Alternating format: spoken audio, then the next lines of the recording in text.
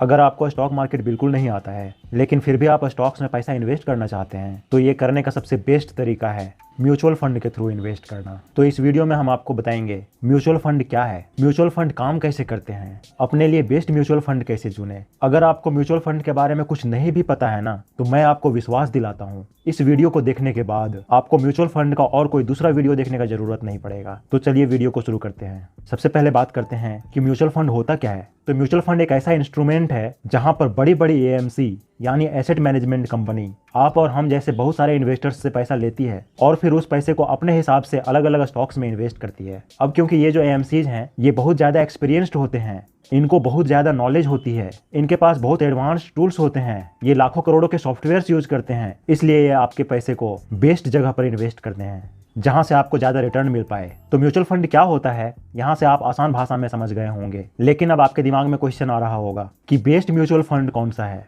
कौन से mutual fund में मुझे इन्वेस्ट करना चाहिए। तो मैं आपको बता दूं कि हर हफ्ते हर महीने नए नए म्यूचुअल फंड्स लॉन्च होते रहते हैं, इसलिए हर म्यूचुअल फंड आपके गोल या रिस्क के हिसाब से बना हो ये बिल्कुल भी जरूरी नहीं है। लेकिन आपको परेशान होने की बिल्कुल भी जरूरत नहीं है, क्योंकि आगे हम आपको इस वीडियो में आपके हिसाब से सही म्यूचुअल फंड, आपके लिए बेस्ट म्यूचुअल फंड चुनना सिखाएंगे। अभी मैं आपको बता दूं कि म्यूचुअल फंड मेनली 3 तरह के होते हैं। वैसे तो बहुत सारे तरह के म्यूचुअल फंड होते हैं, लेकिन यहाँ पर हम आपको mainly 3 most important mutual fund बता रहे हैं। इसमें से जो सबसे पहला टाइप है वो है इक्विटी फंड, दूसरा होता है डेट फंड और तीसरा होता है हाइब्रिड फंड। अभी ये जो इक्विटी फंड है इसको थोड़ा बाद में डिस्कस करेंगे, पहले डेट और हाइब्रिड फंड को समझ लेते हैं। तो डेट फंड में मेनली रिस्क बहुत कम होते हैं, क्योंकि यहाँ पर जो आपका पैसा लगता है वो कॉर्पोरेट एंड गवर्नमेंट बॉन्ड्स में लगता है जो कि फिक्स्ड रिटर्न्स देते हैं। लेकिन जहाँ रिस्क कम होता है वहाँ रिटर्न भी कम होता है, तो इसीलिए जो डेट फंड होते हैं वो जनरली बहुत ज़्यादा रिटर्न नहीं दे पाते हैं। वहीं दूसरी तरफ हाइब्रिड फंड की बात करें तो यह इक्विटी और डेट दोनों का मिक्सचर है, इसलिए इसमें रिस्क और रिटर्न दोनों इक्विटी और डेट फंड के बीच बीच में होता है। अब हाइब्रिड फंड भी अलग अलग टाइप के होते हैं जहां पर इक्विटी और डेट का अलग अलग परसेंटेज होता है, जैसे कि aggressive hybrid fund, conservative hybrid fund और बैलेंस्ड हाइब्रिड फंड। यहाँ एग्रेसिव हाइब्रिड फंड नाम से ही पता चल रहा है कि एग्रेसिव मतलब रिस्क ज़्यादा होता है, और कंजर्वेटिव हाइब्रिड फंड ये थोड़ा कंजर्व्ड होता है, मतलब एग्रेसिव फंड से थोड़ा कम रिस्की होता है। और नेक्स्ट जो बैलेंस्ड फंड है उसमें तो नाम से ही पता चल रहा है कि इक्विटी और डेट का परसेंटेज बैलेंस्ड है। अब हम लोग बात करेंगे सबसे इंपॉर्टेंट और पॉपुलर इक्विटी फंड के बारे में।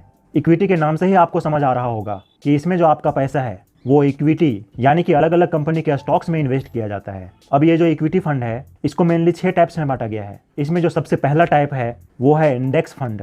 इसका भी नाम से ही आपको समझ आ रहा होगा कि इसमें जो एएमसी हैं यानी जो एसेट मैनेजमेंट कंपनी है वो आपके पैसे को डायरेक्टली इंडेक्स में इन्वेस्ट करते हैं, जैसे कि निफ्टी 50 या सेंसेक्स में इन्वेस्ट करते हैं। और इसमें जो इन्वेस्टमेंट की जाती है वो उसी परसेंटेज में की जाती है जिस परसेंटेज में स्टॉक्स का इंडेक्स में वेटेज होता है। मतलब हम लोग इसको ऐसे समझ सकते हैं कि अगर एसबीआई बैंक का निफ्टी 50 में 5% का वेटेज है तो इस केस में इंडेक्स फंड भी टोटल फंड का 5% ही एसबीआई स्टॉक में इन्वेस्ट करेगा। तो इसमें जितना तेजी से इंडेक्स बढ़ेगा उतना ही तेजी से इंडेक्स फंड का रिटर्न भी बढ़ेगा। अब क्योंकि इंडेक्स फंड लॉन्ग टर्म में अच्छा ही परफॉर्म करता है इसलिए इंडेक्स फंड भी लॉन्ग टर्म में अच्छा ही रिटर्न देता है। और क्योंकि यहाँ जो फंड मैनेजर हैं यानी जो फंड को मैनेज करते हैं उनको फंड को एक्टिवली मैनेज करने का कोई ज़रूरत नहीं होता है, इसलिए इसे पैसिव फंड भी कहते हैं, क्योंकि यहाँ सब कुछ फिक्स होता है। अब इसके बाद हम लोग बात करते हैं सेकेंड टाइप का इक्विटी म्यूचुअल फंड जो कि है लार्ज कैप फंड। और इसमें आपका पैसा उन स्टॉक्स या कंपनीज में इन्वेस्ट किया जाता है जो कि मार्केट कैपिटलाइजेशन के बेसिस पर इंडिया की टॉप 100 कंपनीज होती हैं। मतलब यहाँ जो फंड मैनेजर है वो आपके पैसे को इंडिया की जो टॉप 100 कंपनीज हैं उनमें से किसी भी कंपनी में इन्वेस्ट कर सकता है। अब इसके बाद जो थर्ड टाइप का फंड है वो है मिड कैप फंड। इसमें जो आपका पैसा है वो मिड कैप कंपनीज में इन्वेस्ट किया जाता है, यानी ऐसी कंपनीज जो कि मार्केट कैपिटलाइजेशन के हिसाब से या तो कहें साइज के हिसाब से 101 से 250 तक की नंबर में आती है। इसके बाद जो फोर्थ नंबर फंड है वो है स्मॉल कैप फंड।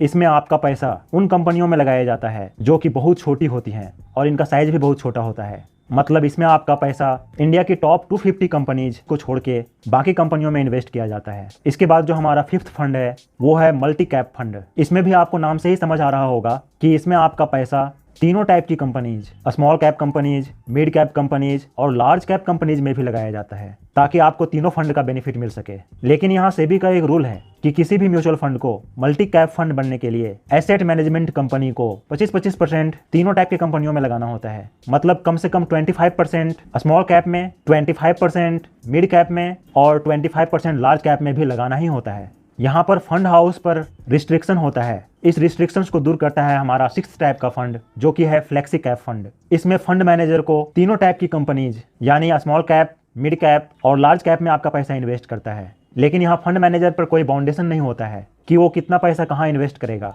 तो ऐसे में फंड मैनेजर को फ्रीडम होता है कि अगर किसी साल उसको लगता है कि मिड कैप अच्छा परफॉर्म करने वाला है तो उस साल ज़्यादा पैसा मिड कैप स्टॉक्स में इन्वेस्ट कर देता है, और किसी साल उसको मार्केट में अनसर्टेनिटी दिखती है तो वैसे सिचुएशंस में वो सारा का सारा पैसा निकाल कर लार्ज कैप कंपनी में इन्वेस्ट कर सकता है और इस तरीके से आपके पैसे को मैनेज कर सकता है। तो आपको यहाँ तक में म्यूचुअल फंड के टाइप्स और उसके बारे में तो समझ में आ गया होगा, लेकिन मेन क्वेश्चन है कि आपके लिए कौन सा म्यूचुअल फंड सही है। यहाँ मैं आपको बता दूं कि अगर आपको अपने हिसाब से अपने लिए बेस्ट म्यूचुअल फंड चुनना है तो इसके लिए आपको दो चीजें सेलेक्ट करनी होगी।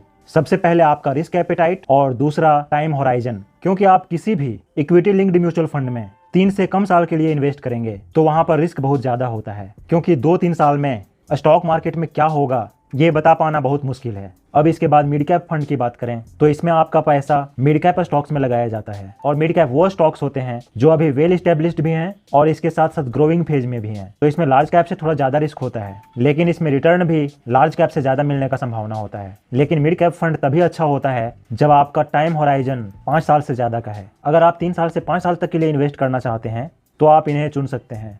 तो अगर आपका टाइम होराइजन 5 साल से ज्यादा का है और आप थोड़ा रिस्क ले सकते हैं तो बेहतर प्रॉफिट जनरेट करने के लिए आपके लिए मिड कैप फंड बेस्ट रहेगा। इसके बाद अगर स्मॉल कैप की बात करें तो यहाँ पर आपका पैसा इंडिया की छोटी छोटी कंपनी लेकिन ग्रोइंग कंपनी में पैसा इन्वेस्ट किया जाएगा। यहाँ जनरली ऐसी कंपनी में आपका पैसा लगाया जाता है जिनकी मार्केट कैप 5,000 या 7,000 करोड़ से कम होती है, तो इसलिए रिस्क भी बहुत ज्यादा होता है, लेकिन यहाँ रिटर्न भी ज्यादा मिलता है। अगर आपका रिस्क एपेटाइट बहुत हाई है और आप ज्यादा रिस्क लेकर ज्यादा प्रॉफिट कमाना चाहते हैं तभी आप स्मॉल कैप में इन्वेस्ट करें, और इसमें आपका टाइम होराइजन 5 साल से ज्यादा का होना ही चाहिए। अगर आपका टाइम होराइजन 5 साल से कम का है तो फिर आप स्मॉल कैप फंड में ना ही इन्वेस्ट करें तो ही अच्छा है। इसके बाद अगर मल्टी कैप फंड की बात करें तो क्योंकि यहाँ पर आपका पैसा तीनों टाइप के फंड में इन्वेस्ट किया जाता है तो इसलिए यहाँ स्मॉल कैप फंड के कंपैरिजन में रिस्क कम हो जाता है, लेकिन फिर भी यहाँ अच्छा खासा रिस्क होता है जिसकी वजह से आपको अच्छे खासे रिटर्न मिलने की भी संभावना होता है। बट मल्टी कैप फंड मैं जनरली किसी को सजेस्ट नहीं करता हूँ, क्योंकि यहाँ पर जो फंड मैनेजर है उसके ऊपर बाउंडेशन होता है कि उसको एटलीस्ट 25% पैसा हर टाइप के स्टॉक्स में लगाना होता है, जिससे फंड की फ्लेक्सिबिलिटी काफी कम होती है और यहाँ फंड मैनेजर को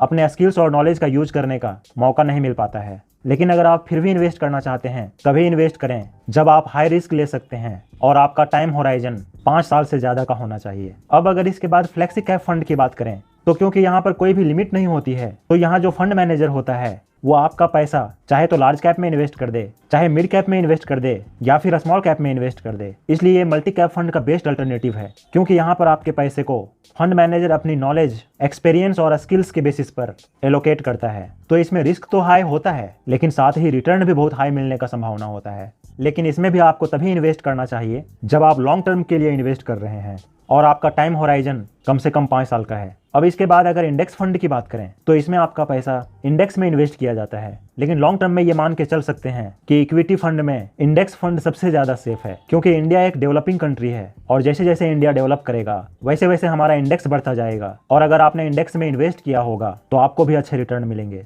तो अगर आप लॉन्ग टर्म मतलब 5 साल से ज्यादा या मिड टर्म यानी 3 साल से 5 साल के लिए इन्वेस्ट करना चाहते हैं और आप इक्विटी में ऑलमोस्ट सेफ इन्वेस्टमेंट करना चाहते हैं तो आप इंडेक्स फंड में इन्वेस्ट कर सकते हैं। और क्योंकि ये एक पैसिव फंड है तो यहाँ पर एक्सपेंस रेशियो भी काफी कम होता है, उसको हम लोग आगे डिटेल्स में समझेंगे, लेकिन उससे पहले हम लोग सम अप कर लेते हैं कि अभी तक हम लोगों ने क्या क्या सीखा है। तो अगर आप लॉन्ग टर्म के लिए इन्वेस्ट करना चाहते हैं और आपका रिस्क एपेटाइट हाई है तो आपके लिए स्मॉल कैप फंड या फ्लेक्सी कैप फंड बेस्ट रहेगा, क्योंकि ये आपके रिस्क के कंपैरिजन में आपको बेस्ट रिटर्न दे सकते हैं। वहीं अगर आप लॉन्ग टर्म के लिए इन्वेस्ट करना चाहते हैं और आपकी रिस्क टेकिंग कैपेसिटी कम है तो आपके लिए इंडेक्स फंड बेस्ट है। और अगर आप मिड टर्म यानी 3 साल से 5 साल तक के लिए इन्वेस्ट करना चाहते हैं और आपका रिस्क एपेटाइट हाई है तो इस सिचुएशन में भी इंडेक्स फंड और मिड कैप फंड आपके लिए अच्छे ऑप्शंस हो सकते हैं। अब अगर शॉर्ट टर्म की बात करें तो अगर रियलिटी में देखा जाए इक्विटी फंड शॉर्ट टर्म के लिए नहीं है, क्योंकि equity related fund short term में बहुत ज़्यादा वोलाटाइल होते हैं जिससे रिस्क भी बहुत ज़्यादा बढ़ जाता है।